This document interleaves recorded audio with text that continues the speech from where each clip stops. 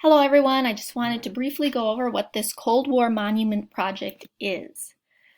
Monuments are really important to how we remember where we came from, the stories we tell about ourselves, and the narrative of our lives.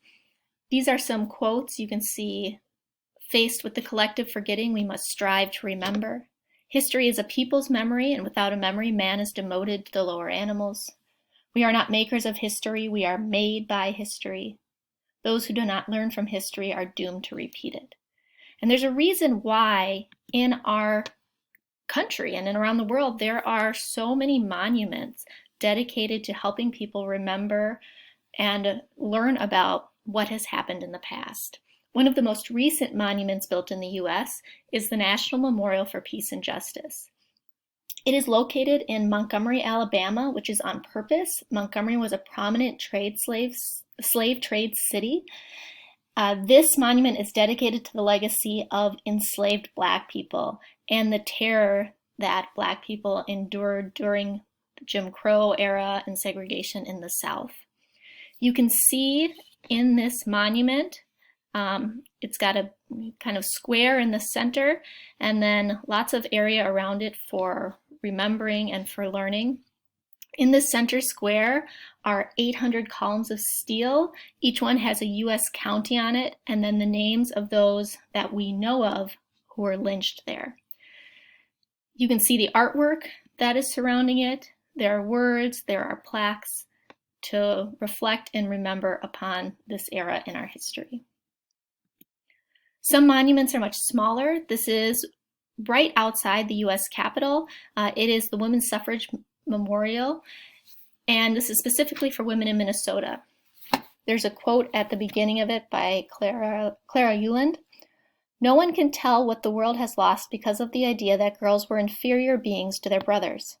How many aspiring girls have been disheartened and discouraged by the public sentiment that they were not good enough or fine enough to do the things their immortal souls craved to do."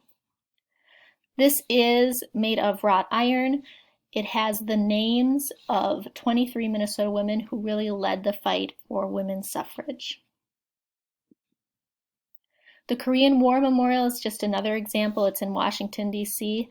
You can see here it ends in an apex with a reflection pool, and it's got this triangle shape to it. In the middle are all of these bushes. They're kind of designed to mimic the rice paddies of Korea. You can see these soldiers. They're all 7 feet tall, so even larger than life size. Their faces are incredibly detailed and lifelike. They represent a cross-section of ethnicities in the United States who fought in the war. There are men here representing the Army, the Navy, the Marine Corps, and the Air Force. Along the side is this marble wall. You can see it's engraved with pictures and writing about the war. That's right here, so that you could go and see that too. Finally, let's look at the Vietnam Veterans Memorial. Maya Lin designed this, and she actually entered a nationwide contest. The United States government opened it up to the public. They weren't going to look at anything about the person who entered. They were just going to pick what they felt was the best design to honor the Vietnam veterans. She was actually a college student, and she was doing a senior level project, and she saw this contest and thought, I'm going to enter that because I think what I have to say is important. And to her surprise, and to everyone else, once they realized who they had picked, she won. The memorial itself, you can see, is this black marble. It kind of goes up in a peak and comes back down. She really wanted to focus on the individual. She often says we forget in war what is the individual experience. And so on this wall, you can see the names of every single person who died in Vietnam. And the names are listed chronologically in time of the war. So if you are a veteran, you can go to this wall and you can find the names of your whole unit who were there with you, who didn't make it back. You can also see that it has a reflective quality. So that's on purpose as well. You can see how it's like the person is entering the land of the dead. They are joining these names, and then they have to kind of rise back out and rejoin the land of the living. It has other life-size bronze statues around it depicting scenes from the war as well. Maya Lin got a B+ for her senior project, but she also won this contest and got kind of nationwide acclaim from it. Your project is going to be designing a memorial to commemorate the Cold War era. This could be a place where people of future generations go to learn about the Cold War and why we care, why it was important. Your monument should have 3 themes incorporated into it. You can look at this list here. These are some of the things that we've talked about. You can come up with your own themes that aren't even on this list. This is just to give you some ideas. Maybe you're already seeing 1 or 2 that jump out at you that you really like. Some of them are very specific. So the Viet Cong would be something very specific. Some of them are more abstract, like peace or fear. You can do whatever you want. You just need to pick 3. Here are some examples of projects that students have done in the past. So you're going to be asked to do 3 things. 1, pick 3 themes you want in your memorial. 2, design your memorial. And 3, just write a short reflection about what your memorial is, what it stands for, what it symbolizes. So, for example, here is something submitted by another student. Their 3 themes, as you can see at the top, are the space race, the arms race, and that leaders can be selfish. They've drawn what their memorial will look like, and then this is just a piece of the reflection they wrote. The purpose of my memorial is to show the desperation and struggle of the space race. It shows how the 2 countries are in a battle to try to get their rockets in space first and build their space programs. The people in the state will be life-sized, but the houses and the rockets will be very small to show how the 2 countries are the 2 most powerful and giant countries in the world, and how the space race was so small in the grand scheme of things in people's lives. They will be standing on small houses to show how it seems like it was very ego-driven and not beneficial to the American people. So they've got their 3 themes.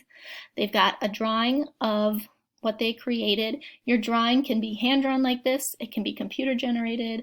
You have lots of options. You can make something 3D with stuff refined around your house if you want. And then they have their reflection. Here's another one. Their 3 themes are containment, domino theory, and hawk and dove. So the circularity of the memorial means that it is all containment theory within a circle of dominoes to symbolize the domino series, and symbolizes how never-ending the war was. There would be a pillar for each year of the war, and there would be a plaque on each pillar discussing what happened that year. The peace symbol in the center represents the hippie and protest movements. The hawk is chasing the dove around the circle. I want them to reflect upon their memories of the Cold War era, and for those who don't have any, like myself, to reflect on how this history parallels today. I would also like the visitors to reflect on their story in life and how their own life has a history and a story, as well as how history connects to our lives and generations from person to person. Most of all, how history is one big story and how this is yet a page in a novel. Here's someone who chose to do their project 3D. So you can see their 3 themes: Berlin Wall, capitalism versus communism, and nuclear war. You can read about that. All of these slides are attached. Here's another one. Their themes are the Vietnam War, the elephant and tiger strategy, which unfortunately with this distance learning we didn't get in to talk about that detail a lot, and then the space race. Here's one. Their themes are guerrilla warfare, the bombs in Laos, and the thought processes of President Eisenhower regarding the defense of Vietnam's democracy. And then Vietnam War, Korean War, and communism versus capitalism. You can see there's a wide variety of things you can do. This is a project, so in place of a test, this will be weighed that heavily.